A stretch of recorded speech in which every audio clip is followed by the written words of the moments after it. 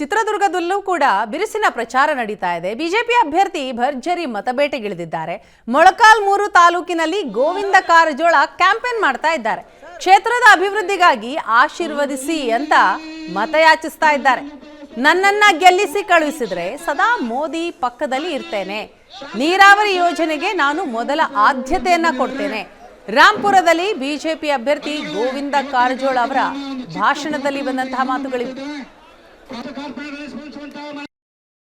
ನನಗೆ ನೀವು ಆಶೀರ್ವಾದ ಮಾಡಿ ಆರಿಸಿ ಕಳಿಸಿದ್ರ ನರೇಂದ್ರ ಮೋದಿಜಿ ಅವ್ರ ಲೈನ್ ದಲ್ಲಿ ಇರ್ತೇನೆ.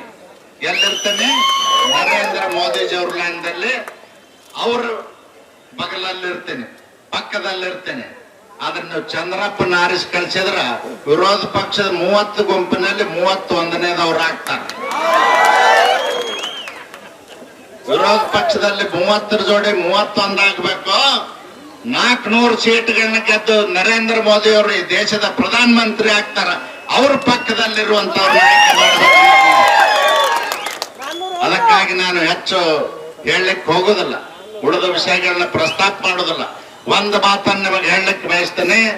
ನಾನು ಬಸವಣ್ಣನವ್ರು ಹುಟ್ಟಿದ ನೆಲದಿಂದ ಬಂದಂತವನು, ಆ ಬಸವಣ್ಣ ಬಾಗೇವಾಡಿ ತಾಲೂಕದಿಂದ ಹುಟ್ಟಿ ಬಂದಂತವನು.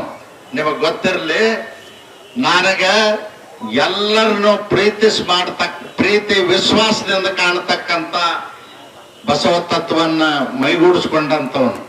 ನಾನು ನಿಮಗೆ ಇಷ್ಟೇ ಹೇಳಲಿಕ್ಕೆ ಬಯಸ್ತೇನೆ.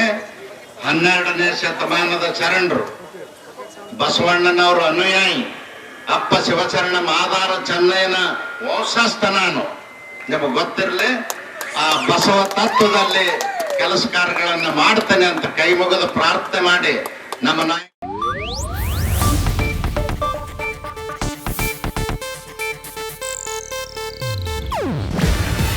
ಇದು ಏಷ್ಯಾನೆಟ್ ನ್ಯೂಸ್ ನೆಟ್ವರ್ಕ್ ಪ್ರಸ್ತುತಿ. ನೀವು ನೋಡ್ತಿದ್ದೀರಾ ಏಷ್ಯಾನೆಟ್ ಸುವರ್ಣ ನ್ಯೂಸ್.